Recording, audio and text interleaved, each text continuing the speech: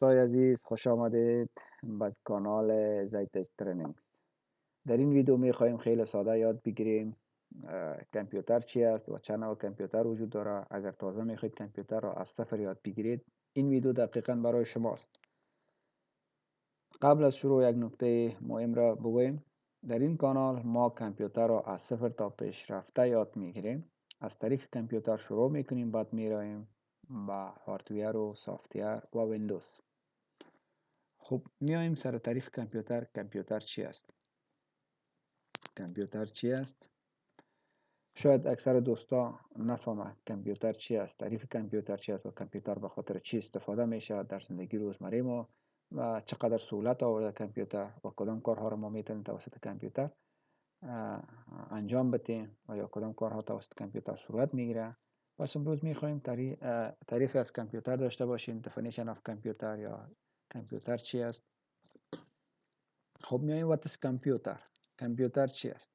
کامپیوتر عبارت از ماشین الکترونیکی است که دارای سرعت سریع و بدون اشتباه می باشد. این یک تعریف از کامپیوتر است. و تعریف دوم دیگه می توانیم بگوییم که کامپیوتر عبارت از ماشینی است که جهت سرعت بخشیدن کارهای روزمره استفاده می شود. این تعریف دومش است. یا می توانیم بگوییم کامپیوتر یک ماشین برقی بوده که جهت انجام کارهای حسابی، منطقی، مقاله نویسی، ارتباطات، امنیت و غیره کارهای دیگر استفاده می شود. این هم تعریف سوم از کامپیوتر. یا مثلا می توانیم بگوییم کامپیوتر از کلمه کامپیوت گرفته شده و معنای محاسبه کردن. این هم شد تعریف از کامپیوتر. میایم روی کامپیوتر ابریویشن یا امی حروف های کامپیوتر، یا مثلا هر حروف کامپیوتر یک معنای خاص خود داره. ما مثلا می توانیم بگوییم که مثلا سیج به معنای کمیلیتد یعنی منطقی، اویش به معنای اپریتینگ سیستم یا سیستم عاملی مثل ویندوز، یا ماتماتیک یا محاسبوی، پیش به معنای مساوی پروسسینگ یا تولیدی، یوش به معنای یونیورسال یعنی جهانی، تی هم مساوی تکنیکال یعنی تخنیکی، یا مساوی ممیش الکتریکال یا برقی، آرش هم به معنای ریسرچ یعنی تحقیقاتی استفاده. پس گفته میتونید کامپیوتر عبارت از ماشین الکترونیکی است که معلومات را از طریق انپوتینگ دیوایس گرفته، بعد از تحلیل و تجزیه آن را از طریق اوتپوتینگ دیوایس ارائه میکنند. و یا کامپیوتر ماشینی است که توانایی انجامش شمارش محاسبه را داشته و نتایج منطقی از آن به دست میاد. پس به طور خلاصه گفته میتونیم که کامپیوتر ماشینی است که کارهای مغلق و پیچیده فکری را در زمان کم و سهولت انجام میدهد. این هم میشه نوعی از تعریف کامپیوتر گفته می شود یا می توانیم بگوییم.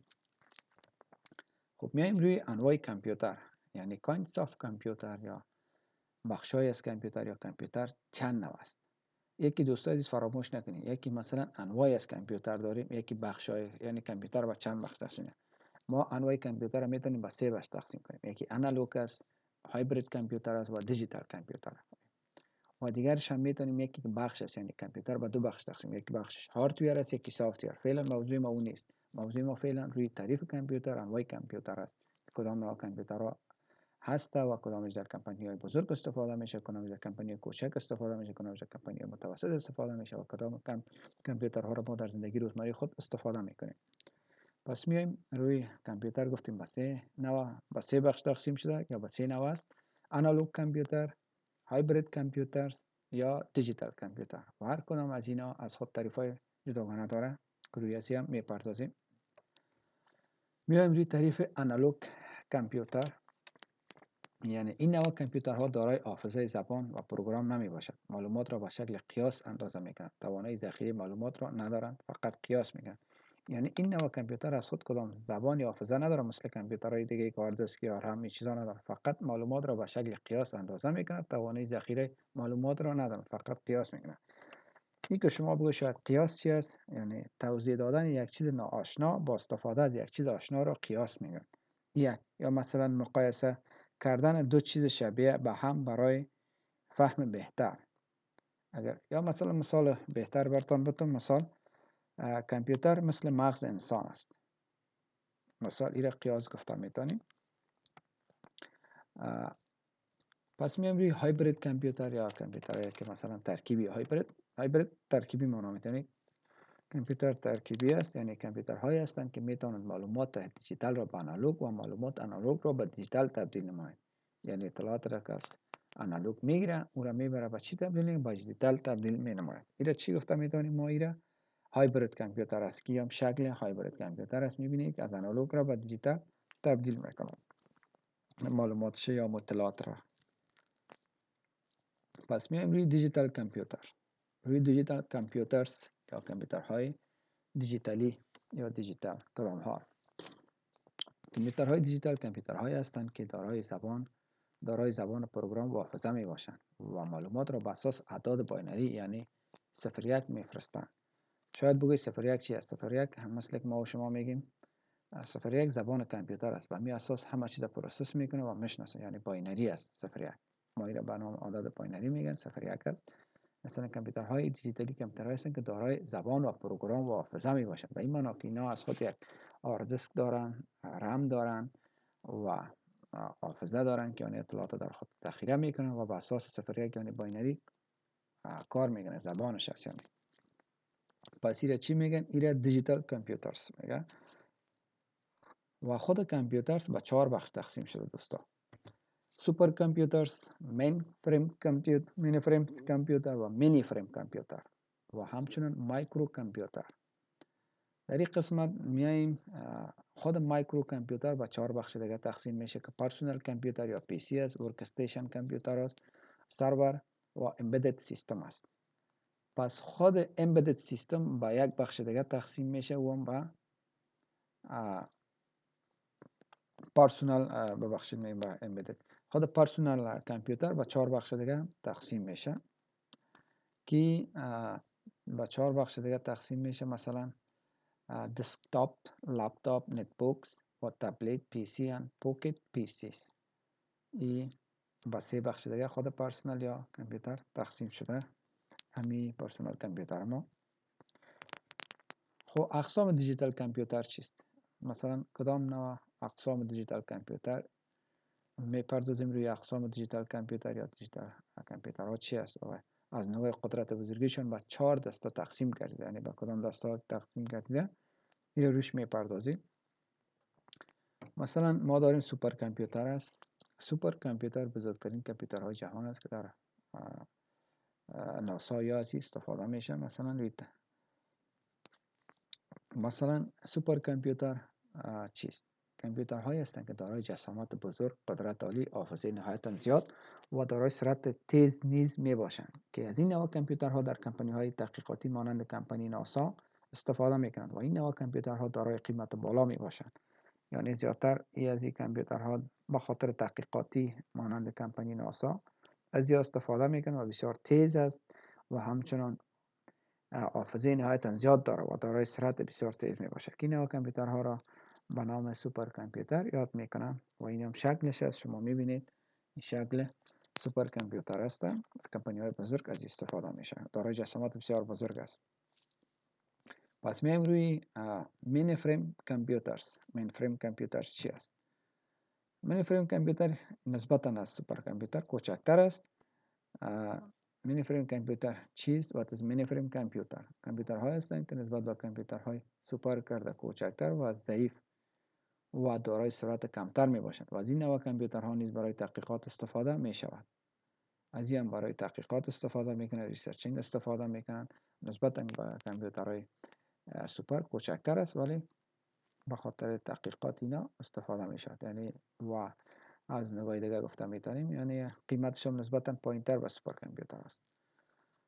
پس میایم روی مینی فریم کامپیوتر یا مینی فریم کامپیوتر کدام هست؟ مینی فریم کامپیوتر چی است؟ What is مینی فریم کامپیوتر؟ کسی از شما پرسان میکنه مینی فریم کامپیوتر چی است؟ شما میتونید بگویید کامپیوترها هستند که در درجه سیوم از لحاظ کیفیت، ظرفیت، سرعت قرار دارند که این نوع کامپیوترها در بانک‌های متوسط تجارتخانه ها استفاده می شود. یعنی این کامپیوترهایی هستند که در درجه سیوم از لحاظ کیفیت، ظرفیت، سرعت قرار دارند. این نوع کامپیوترها در بانک‌های متوسط تجارتخانه ها استفاده می شود و این هم شکلش است. شما میبینید که یک مانیتور مانه پی سی و مورکش است. آی بی ام مثلا این نوع یعنی سیوم در درجه سیوم قرار دارد، از لحاظ کیفیت، ظرفیت، سرعت قرار دارند که زیادتر معمولا در بانک ها، تجارتخانه ها استفاده می شود. از این که به نام مینی کامپیوتر یاد میکنن. میایم روی مایکرو کامپیوتر. ما و شما کامپیوترهایی که در زندگی روزمره خود ما و شما استفاده میشه، مثلا پرسونال یا لپتاپ دسکتاپ را که استفاده میکنیم، میره با نام چی می مایکرو کامپیوتر استفاده میشه. که میایم مثلا what is مایکرو کامپیوتر؟ مایکرو کامپیوتر چیست؟ آخرین کامپیوتر که در لیست کامپیوترهای بزرگ جهان بوده که از این نوع کامپیوترها در دفاتر، منازل، کمپانی های کوچک به کار میبرند. که این نوع کامپیوتر ای را با نام مایکرو کامپیوتر یاد میکنه. این نوع کامپیوترها را معمولا شما در خانه خود داریم از این نوع و یا شکلش از یک مانیتور، سی پی یو، کیبورد، ماوس استفاده میشه و زیادتری را کاربردش هم در مثلا در دفاتر و منازل کمپانی کوچک از این کامپیوترها استفاده میکنن که با نام مایکرو کامپیوتر یاد میکنن. و یا هم شکل های دیگه ایش هست، مثلا لپتاپ است، تبلت است، مثلا میبینیم فون است یا کوچک است، مانیتور است، ماوس است. این شکل های دیگه است، دیزاین های دیگه است، مایکرو کامپیوتر است. پرسونال کامپیوتر یا پی سی مثلا دسکتاپ است، شاید مانیتور است، سی پی یو است، کیبورد، ماوسش است. شاید هر کس قبلا از یادشان باید داشته باشین، از استفاده میکردن در خانه دوستا و مهمانا که میرفتین داشتن. تاور تاپ کامپیوتر است، بسیار مثلا مانیتورش کوچک فلت است و همچنان سی پی یوش هم بسیار سبک می باشند نسبت به سی پی یو دسکتاپ. و لپتاپ است که معمولا ما شما از استفاده میگم، نقل میشه، چارج باتری داره از خود و همچنان شکل دیگه از لپتاپ است که به نام پرسونال کامپیوتر است. نیو تکنولوژی کامپیوترهایی که امروز در جهان است یا تکنولوژی که در جهان است ما شما میبینیم. رول تاپ است که استفاده میکنن از یا به خاطر کار کرد و یا گیت تاچ است، آلن ون است، اچ پی است یا کامپیوترهای مثل تکنولوژی که نو آمده بسیار سهولت آورده امروز در بازار و همچنین از نگاه وزن همه چیز بسیار سبک و آسان‌ترشی است که یعنی قابل حمل می باشد.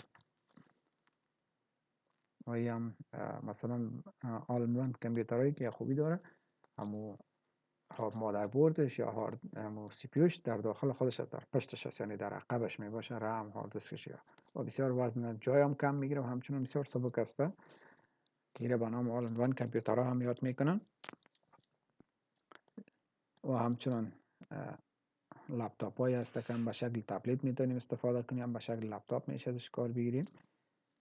یا تبلت پی سی هست که هم گفتیم به شکل تبلت میتونیم، هم به شکل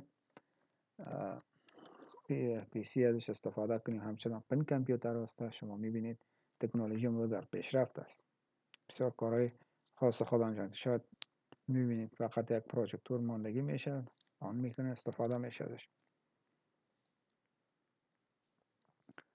و هولوگرافیک است، هم به شکل گرافیک است، یا در امروز سیستم ها میبینید به شکل گرافیک استفاده میشن، فقط تچ میکنید، تچ پن گرافیکی کار میکنید. دیگه گفتیم که پن کامپیوتر است و همچنان تبلت پی سی هایی که ما و شما استفاده میکنیم. نگفته نبانه که تبلت پی سی هم نوع سیم تبلت است. تبلت یعنی نوع سیم تبلت است که بیشتر برای مطالعات، اینترنت و کارهای ساده استفاده می شود. و همچنین ما سرور داریم که نوع دیگری سرور است که در شبکه ها استفاده می شود برای کاربرای زیاد خدمات می دهد، یعنی خدمات ارائه می دهد که انشاءالله بعد داخل یک درس داره